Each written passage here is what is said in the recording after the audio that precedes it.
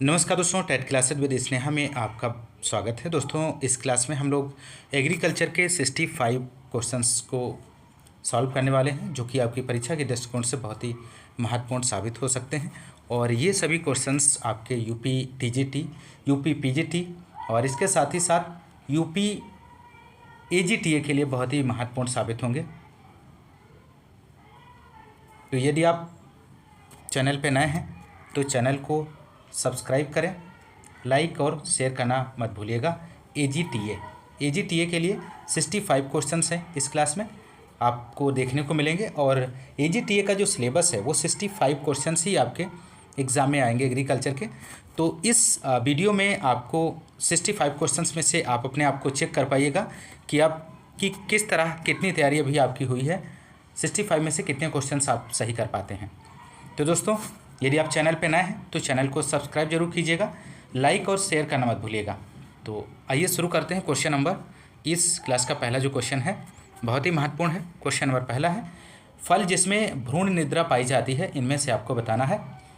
Option A है लीची, option B है बेर, ऑप्शन सी है बेल, ऑप्शन डी है आंवला। तो यहाँ पर फर्स्ट क्वेश्चन का आंसर आप लोग दीजिए। तो राइट आंसर की बात करें तो ऑप्शन डी हो जाएगा, आंवला यहाँ पर राइट जवाब हो जाएगा, क्योंकि आंवला एक ऐसा फल है जिसमें भ्रूण निद्रा पाई जाती है, जिसके कारण इसमें नए पौधे का जन्म बहुत देरी से होता है, जिसका प्रमुख कारण इसमें उपस्थित अधिक मात्रा में विटामिन सी। आप लोग ध्यान रखिएगा। नेक्स्ट क्वेश्चन की बात करेंगे। क्वेश्चन नंबर सेकेंड है दोस्तों, किस ऑर्डर में अपूर्ण मेटामॉर्फोसिस पाई जाती है। यह भी क्वेश्चन बहुत ही महत्वपूर्ण है। एक एक प्रश्न इस क्लास में हमने बहुत ही चुनिंदा प्रश्न सारे हैं, बहुत ही सेलेक्टिव क्वेश्चंस हैं। तो आप लोग सभी क्वेश्चंस को अटेम्प्ट कीजिए और इस क्वेश्चन का आप लोग आंसर दीजिए। तो राइट आंसर हो जाएगा यहाँ पर होमोप्टेरा, इसका राइट आंसर बनेगा।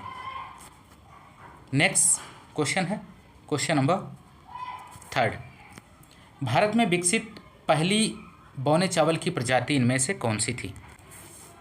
क्वेश्चन नंबर थर्ड का आप लोग आंसर दीजिए। तो यहाँ पर हम राइट आंसर की बात करें तो इसका राइट आंसर जो होगा ऑप्शन डी, जया, इसका सही आंसर बनेगा दोस्तों। नेक्स्ट क्वेश्चन नंबर 4 है, दुग्ध स्राव को कहा जाता है। तो इनमें से आपको बताना है दुग्ध स्राव को क्या कहा जाता है इनमें से।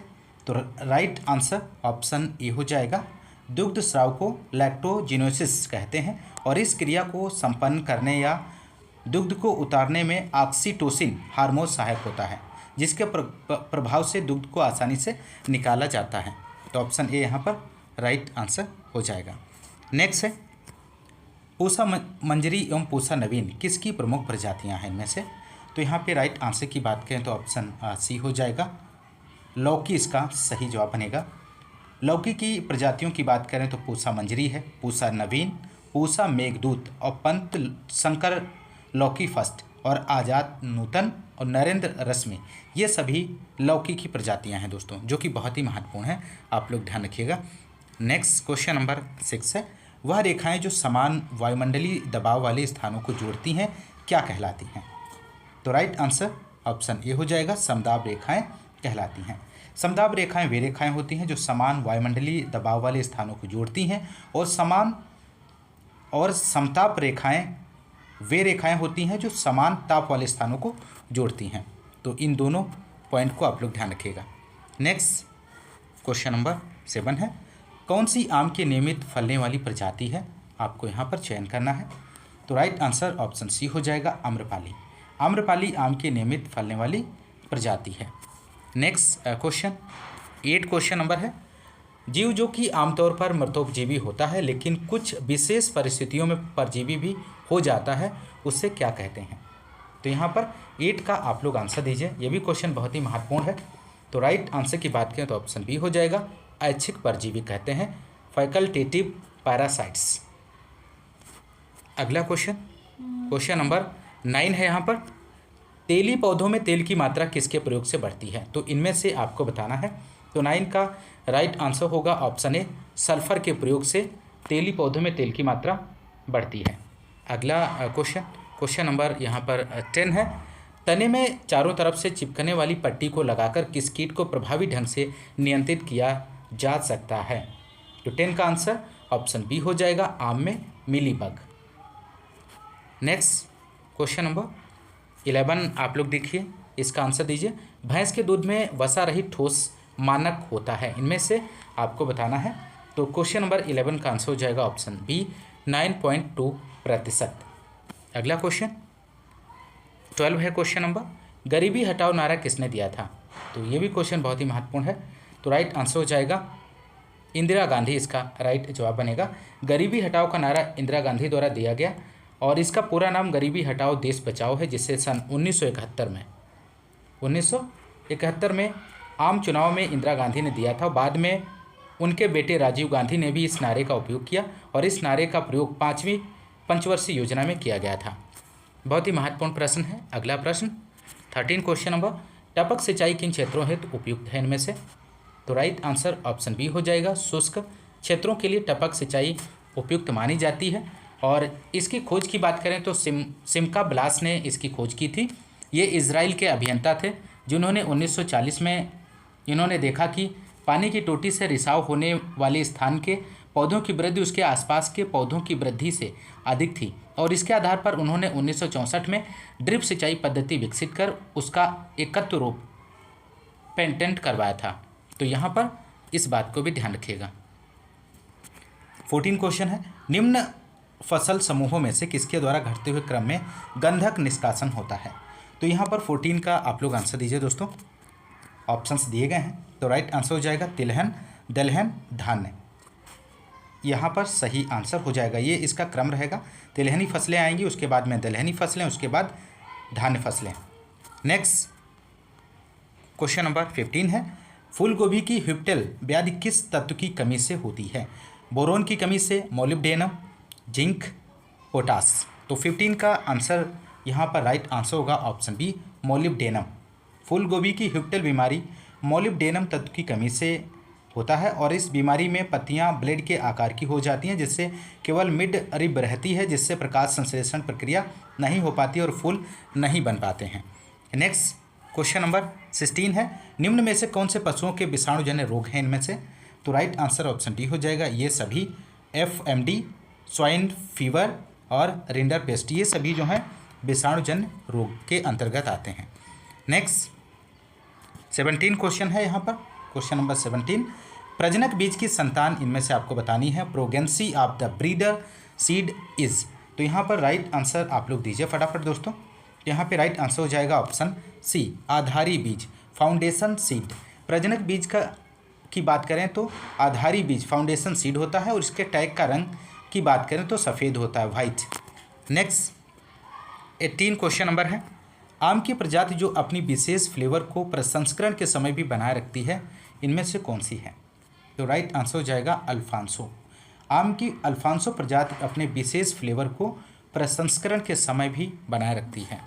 क्वेश्चन नंबर नेक्स्ट 19 है, वायुमंडल की निचली परत इनमें से कौन सी है? तो लोअर लेयर ऑफ एटमॉस्फेयर। तो इनमें से ट्रोपोस्फेयर, स्ट्रेटोस्फेयर, मेसोस्फेयर, थर्मोस्फेयर। तो इनमें से आपको बताना है। तो राइट आंसर हो जाएगा ट्रोपोस्फेयर, क्षोभ मंडल। अगला क्वेश्चन, क्वेश्चन नंबर 20, मुक्ताकार एंटीनी किस में पाया जाता है? ये भी क्वेश्चन बहुत ही महत्वपूर्ण है दोस्तों, एक एक प्रश्न बहुत ही बेहतरीन है। तो राइट आंसर ऑप्शन डी हो जाएगा, शलभ इसका सही आंसर बनेगा। माफ़ कीजिएगा दोस्तों, इसका राइट जो आंसर होगा ऑप्शन ए हो जाएगा, दीमक इसका सही जवाब बनेगा। यहाँ पर मुक्ताकार एंटीनी का प्रकार दीमक में पाया जाता है और इसके अलावा भूभृंग में फिलीफार्म और पल्स बीटल में पैक्टिनेट और शलभ में फिलामेंटस एंटीनी पाई जाती है। नेक्स्ट क्वेश्चन नंबर यहाँ पर 21 है, इनमें से कौन सा एक जैव कीटनाशी नहीं है? तो इनमें से आपको बताना है कौन सा जैव कीटनाशी नहीं है दिए गए ऑप्शंस में से। तो राइट आंसर की बात करें तो ऑप्शन डी हो जाएगा, इनमें से कार्बेरिल जैव कीटनाशी के अंतर्गत नहीं आता है। अगला क्वेश्चन, क्वेश्चन नंबर 22 है, डोका तथा डेंग किस फल के विकास की अवस्थाएं हैं दोस्तों? तो यहाँ पर आप लोग आंसर दीजिए। तो राइट आंसर हो जाएगा ऑप्शन सी, खजूर। खजूर इसका सही जवाब बनेगा। डोका तथा डेंग खजूर के फल की विकास की अवस्थाएं हैं और इसकी 3 अवस्थाएं होती हैं, गैंडोरा, डोका और डेंग। तो आप लोग ध्यान रखिएगा। Next 23, the fruit of castor is known as. तो यहाँ पर इसका आपको आंसर देना है इनमें से। तो 23 का आंसर हो जाएगा ऑप्शन सी, कैप्सूल। अगला क्वेश्चन नंबर 24, कृष्णा और कंचन प्रजातियाँ हैं। तो कृष्णा और कंचन आपको बताना है किसकी प्रजातियाँ हैं। ये भी क्वेश्चन मोस्ट इंपॉर्टेंट है। तो यहाँ पे राइट आंसर ऑप्शन बी हो जाएगा। ऑप्शन बी यहाँ पर सही जवाब बनेगा, आंवला की प्रजातियाँ हैं दोस्तों। अगला क्वेश्चन नंबर नेक्स्ट है, गायों और भैंसों में दुग्ध ज्वर होने का कारण इनमें से क्या है दोस्तों। तो ये भी क्वेश्चन बहुत ही महत्वपूर्ण है, आपने पढ़ा होगा इसको पहले से, तो आप इसका आंसर बहुत ही आसानी से दे पाएंगे दोस्तों। तो यहाँ पर आप लोग आंसर दीजिए। राइट आंसर हो जाएगा कैल्शियम की कमी से। दुग्ध ज्वर की बात करें, मिल्क फीवर जिसे कहते हैं, एक मेटाबॉलिक बीमारी है जो गाय भैंस बच्चा देने से कुछ समय पहले या बच्चा देने के कुछ दिन बाद में या होता है। इसमें पशु के शरीर में कैल्शियम की भारी कमी हो जाती है, मांसपेशियां कमज़ोर हो जाती हैं और शरीर में ब्लड का संचरण कम व धीमा हो जाता है। नेक्स्ट क्वेश्चन नंबर, निम्नलिखित में से कौन सा मृदा क्षरण का कारक नहीं है, इनमें से आपको बताना है यहाँ पर। तो क्वेश्चन नंबर 8 का आप लोग आंसर दीजिए। तो राइट आंसर की बात करें तो ऑप्शन सी हो जाएगा, मरुस्थलीकरण यहाँ पर सही आंसर बनेगा। और यदि हम वायु, जल, वनोन्मूलन की बात करें दोस्तों, तो ये सभी तीनों मृदा क्षरण के कारक हैं, जबकि मरुस्थलीकरण जो ऑप्शन सी में दिया गया है, मरुस्थलीकरण विविध जलवायु और मानवीय गतिविधियों द्वारा होने वाला मृदा क्षरण है। और 17 जून को विश्व मरुस्थलीकरण और सूखा रोकथाम दिवस मनाया जाता है। इस बात को भी आप लोग ध्यान रखिएगा।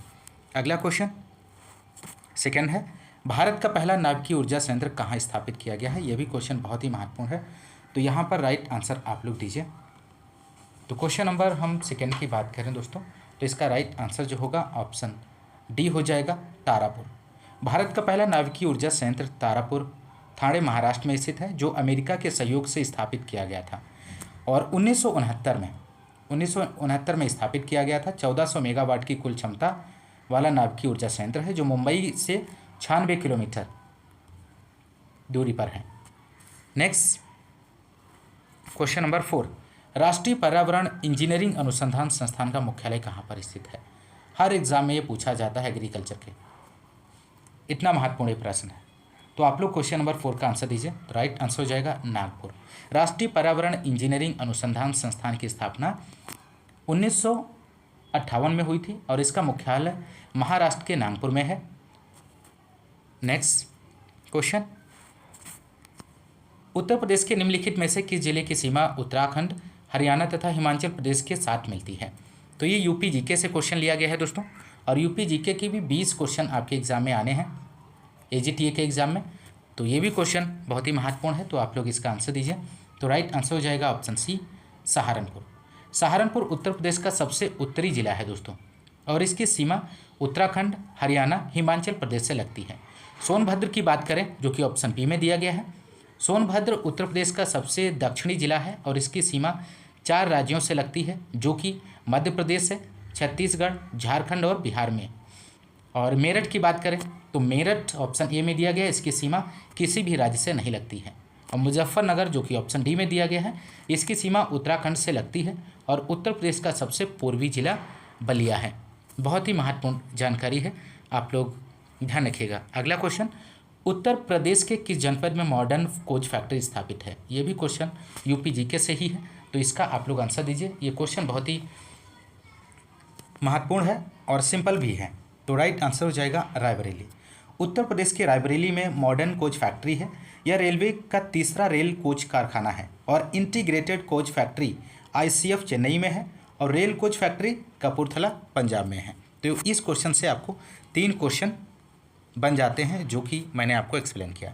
निम्नलिखित में से कौन सा कीट नहीं है, ये भी क्वेश्चन बहुत ही महत्वपूर्ण है, तो इसका आंसर आप लोग दीजिए। तो राइट आंसर यहाँ पर हो जाएगा ऑप्शन ए, मकड़ी जो है कीट के अंतर्गत नहीं आता है। बाकी सभी ऑप्शंस में तिलचट्टा, तितली, मच्छर, ये सभी कीट हैं। नेक्स्ट 22, उत्तर प्रदेश में कृषि के महत्वपूर्ण सूक्ष्म जीवों का राष्ट्रीय ब्यूरो कहाँ स्थित है? तो ये भी क्वेश्चन का आंसर आप लोग दीजिए, ऑप्शंस दिए गए हैं नीचे। तो राइट आंसर हो जाएगा ऑप्शन डी। उत्तर प्रदेश में कृषि के महत्वपूर्ण सूक्ष्म जीवों का राष्ट्रीय ब्यूरो मऊ में स्थित है। तो यदि आपको क्लास पसंद आ रही है, क्वेश्चंस पसंद आ रहे हैं, तो आप एक बार लाइक कर दीजिए और शेयर ज़रूर कीजिएगा। नेक्स्ट, निम्नलिखित में से कौन सा गैर सेल्यूलोसी रेशे का उदाहरण है? तो 24 का आंसर हो जाएगा यहाँ पर option C, nylon. Option C यहाँ पर सही जवाब हो जाएगा। गैर सेल्यूलोसी रेशे की बात करें तो नायलॉन आता है इसके अंतर्गत, पॉलिस्टर आता है, एक्रोलिक आता है। और सेल्यूलोस रेशे के अंतर्गत की बात करें तो कपास आ जाएगा, जूट और रेयान। नेक्स्ट 26, उत्तर प्रदेश के निम्नलिखित में से किस जिले में संतरे का उत्पादन सर्वाधिक होता है? तो क्वेश्चन नंबर 26 का आंसर आप लोग दीजिए। तो यहाँ पर राइट आंसर हो जाएगा ऑप्शन सी, सहारनपुर। संतरे का सर्वाधिक उत्पादन सहारनपुर में होता है। अगला क्वेश्चन, भारत के निम्नलिखित राज्यों में से किस राज्य में क्षारीय मृदा का सर्वाधिक क्षेत्रफल है? तो क्षारीय मृदा का सर्वाधिक क्षेत्रफल आपको बताना है दोस्तों, दिए गए ऑप्शंस में से। तो राइट आंसर हो जाएगा ऑप्शन ए, उत्तर प्रदेश। उत्तर प्रदेश में देश की सर्वाधिक क्षारीय मृदा का क्षेत्रफल है। और क्षारीय मृदा में कोशिका कर्षण की क्रिया द्वारा सोडियम, कैल्शियम एवं मैग्नीशियम के लवण मृदा की ऊपरी सतह पर निक्षेपित हो जाते हैं और क्षारीय मृदा के उपचार के लिए जिप्सम का प्रयोग किया जाता है। अगला प्रश्न, यहाँ पर कुछ महत्वपूर्ण जानकारी है। सुरेश तेंदुलकर गरीबी रेखा निर्धारण 2005 से संबंधित है। एनसी सक्सेना की बात करें तो ग्रामीण क्षेत्रों में बीपीएल गणना से इसका संबंध है। और अमर्त्य सेन की बात करें तो गरीबी का क्षमता दृष्टिकोण से इनका संबंध है। और एसआर हासिम शहरी क्षेत्रों में बीपीएल गणना से इनका संबंध है। तो ये बहुत ही महत्वपूर्ण जानकारी है दोस्तों, आप लोग ध्यान रखिएगा। अगला है, निम्नलिखित में से एक परजीवी खाद्य श्रृंखला में संख्या के पिरामिड का आकार कौन सा होगा? तो यहाँ पे राइट आंसर हो जाएगा ऑप्शन डी, इसका राइट जवाब बनेगा दोस्तों। परजीवी खाद्य श्रृंखला में संख्याओं का पिरामिड उल्टा होता है। और इस मामले में प्राथमिक उत्पादक ऐसे पौधे हैं जिसकी संख्या सबसे कम है, और उसके बाद प्राथमिक उपभोक्ता जो शाकाहारी हैं, द्वितीयक उपभोक्ता परजीवी होते हैं, और ट्रैफिक चरण के शीर्ष पर मौजूद व्यक्तियों की अधिकतम संख्या जो हाइपर पैरासाइट हैं। नेक्स्ट 38, निम्नलिखित में से कौन सा टोल फ्री नंबर किसान कॉल सेंटर्स के लिए आवंटित है? मोस्ट इंपॉर्टेंट प्रश्न है दोस्तों। तो यहाँ पे राइट आंसर हो जाएगा ऑप्शन ए, 1800, 180, 1551। ये जो है किसान कॉल सेंटर के लिए टोल फ्री नंबर है, ध्यान रखिएगा। अगला क्वेश्चन, HANPV जैविक नियंत्रण का प्रयोग किसके लिए किया जाता है? तो यहाँ पे राइट आंसर हो जाएगा चना की फली छेदक के लिए इसका प्रयोग किया जाता है। अगला क्वेश्चन है, निम्नलिखित में से कौन सा एक सही सुमेलित नहीं है? एक तरफ बीमारी का नाम है, दूसरी तरफ संबंधित फसल है। तो इनमें से आपको बताना है कौन सा सुमेलित नहीं है। तो राइट आंसर यहाँ पर क्या बनेगा दोस्तों? तो राइट आंसर हो जाएगा ऑप्शन ए, चारकोल सरण गन्ना से सुमेलित नहीं है। और बाकी सभी ऑप्शंस जो हैं, काली गेरुई जौ और पत्ती का जीवाणु झुलसा धान और स्टरलिटी अरहर, ये सभी संबंधित हैं, जबकि ऑप्शन ए जो है ये संबंधित यहाँ पर नहीं है, सुमेलित नहीं है, आप लोग ध्यान रखिएगा।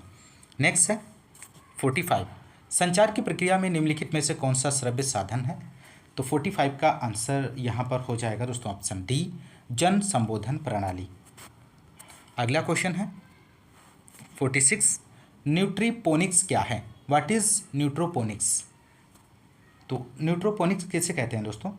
तो यहाँ पर राइट आंसर हो जाएगा ऑप्शन सी, पोषक तत्वों में खेती करना न्यूट्रीपोनिक्स कहलाता है।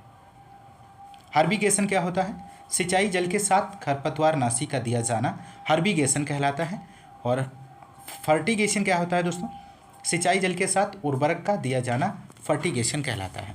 क्वेश्चन नंबर नेक्स्ट 49, निम्नलिखित में से कौन सी एक आम की डबल क्रॉस संकर किस्म है? तो डबल क्रॉस संकर किस्म आपको बताना है, इनमें से कौन सी है? तो 49 का आंसर हो जाएगा ऑप्शन डी, अर्का सुप्रभात। H14 अर्का सुप्रभात आम की डबल क्रॉस संकर किस्म है।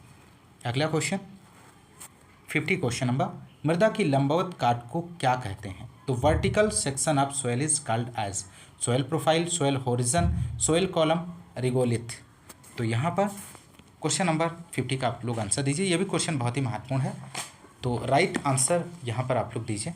तो राइट आंसर हो जाएगा ऑप्शन ए, सोयल प्रोफाइल, मृदा रूपरेखा।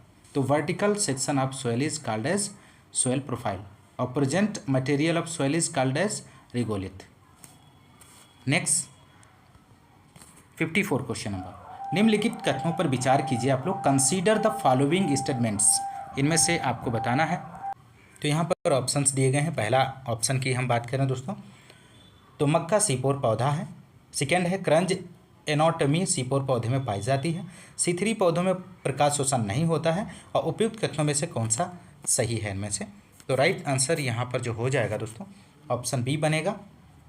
केवल फर्स्ट और थर्ड ऑप्शन यहाँ पर सही जवाब हो जाएगा। मक्का सीपोर पौधा है और C3 पौधों में प्रकाश शोषण नहीं होता है। तो यहाँ पर फर्स्ट और थर्ड ऑप्शंस सही हैं। अगला क्वेश्चन 55, एक क्षेत्र में 24 घंटे में जितनी गहराई सेंटीमीटर का जल बाहर निकल जाता है उसे क्या कहते हैं?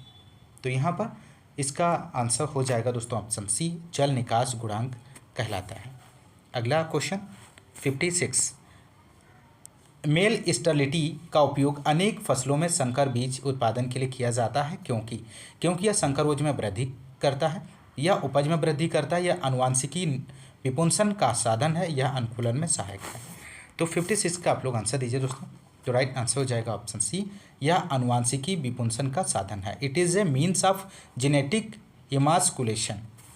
नेक्स्ट है क्वेश्चन नंबर 57, बेबी कॉर्न की तोड़ाई किस अवस्था पर की जाती है? तो बेबी कॉर्न की जो तोड़ाई है दोस्तों वो सिल्क निकलने के 2 से 3 दिन बाद की जाती है। अगला क्वेश्चन, फलमक्खी किस फल के त्वचा के नीचे अंडे देती है? तो 61 का आप लोग आंसर दीजिए। तो राइट आंसर हो जाएगा यहाँ पर कद्दू, इसका सही आंसर बनेगा।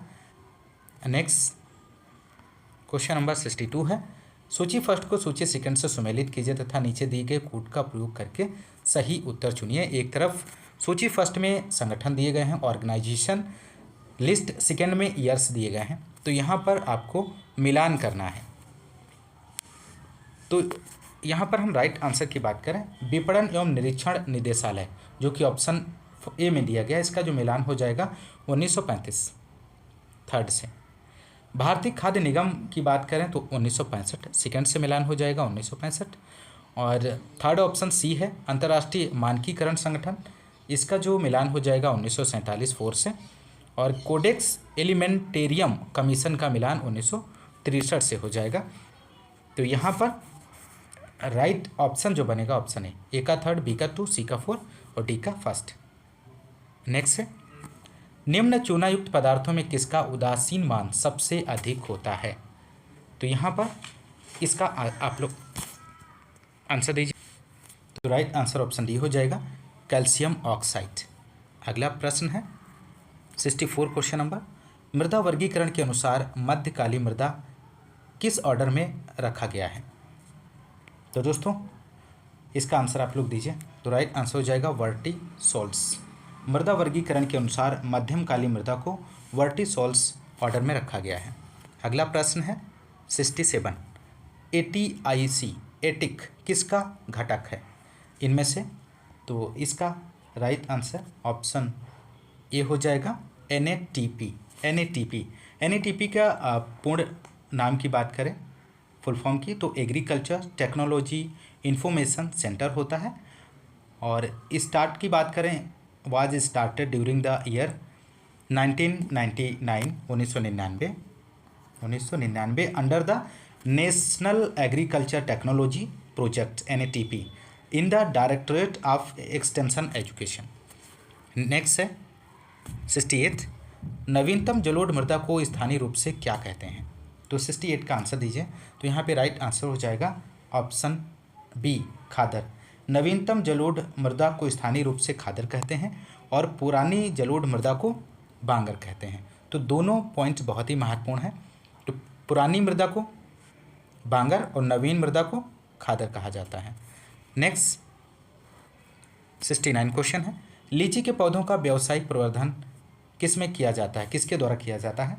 तो राइट आंसर हो जाएगा वायु परत बनाना, एयर लेयरिंग के द्वारा किया जाता है।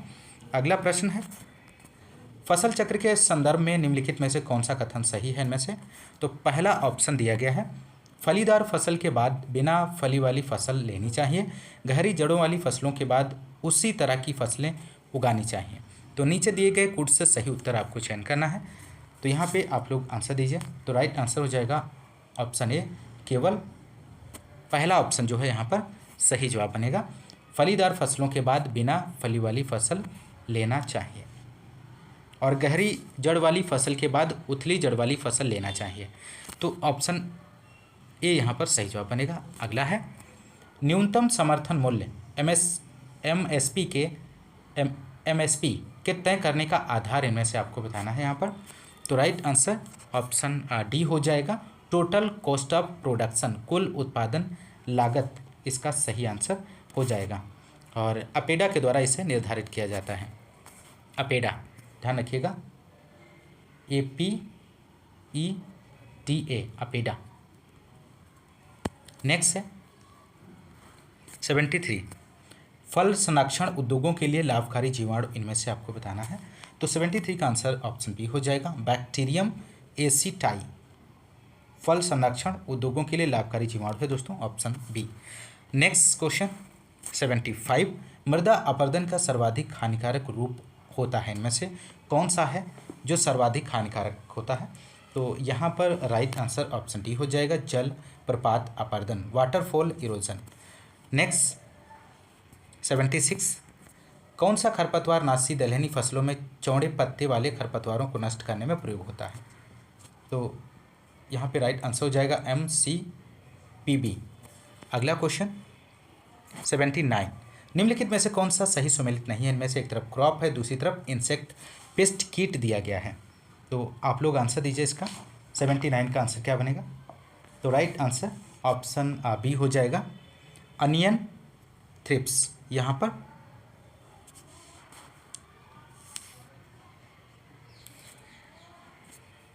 पर ये सुमेलित है और ऑप्शन बी जो है यहाँ पर सुमेलित नहीं है, आप लोग ध्यान रखिएगा।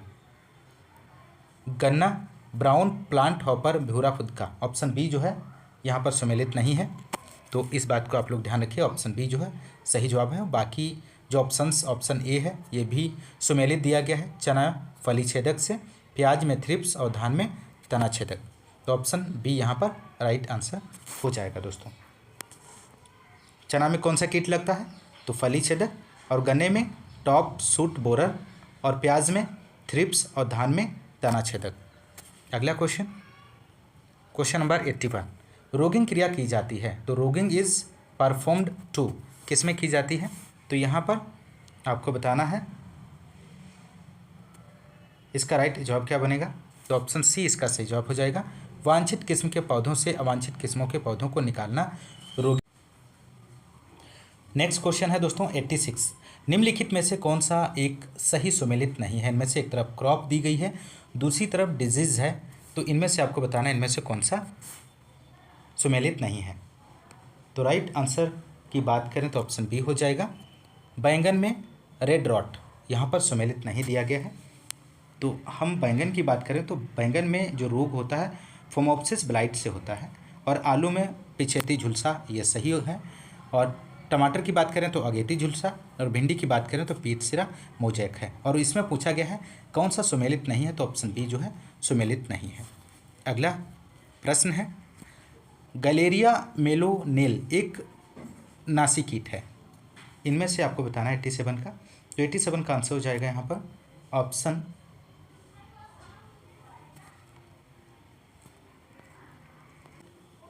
सी, यहाँ पे राइट आंसर हो जाएगा मधुमक्खी का। गैलेरिया मेलोनेल मोथ एक मधुमक्खी का नासी कीट है दोस्तों। तो दोस्तों ये रहे 65 क्वेश्चंस को आपने इस क्लास में सॉल्व किया, और ये सभी क्वेश्चन बहुत ही महत्वपूर्ण हैं। एक एक प्रश्न बहुत ही सेलेक्टिव इस वीडियो में लिया गया है दोस्तों। और यदि आपको वीडियो पसंद आ रही है तो आप लाइक और शेयर करना मत भूलिएगा। और इसी तरह आपको रेगुलर क्लासेस आपको इस चैनल के माध्यम से मिलती रहेंगी। AGTA और UP TGT PGT की यदि आप प्रिपरेशन कर रहे हैं तो आप इस चैनल के माध्यम से जुड़ सकते हैं। तो दोस्तों आज की इस क्लास में बस इतना ही। और यदि आप इसका PDF फ्री प्राप्त करना चाहते हैं तो हमारे टेलीग्राम चैनल को ज्वाइन करके आप PDF प्राप्त कर सकते हैं। एकदम निःशुल्क आपको वहाँ पर प्रोवाइड करा दी जाएगी। ठीक है, और आज की इस क्लास में बस इतना ही। मिलते हैं नेक्स्ट क्लास में, तब तक के लिए नमस्कार, जय हिंद, धन्यवाद।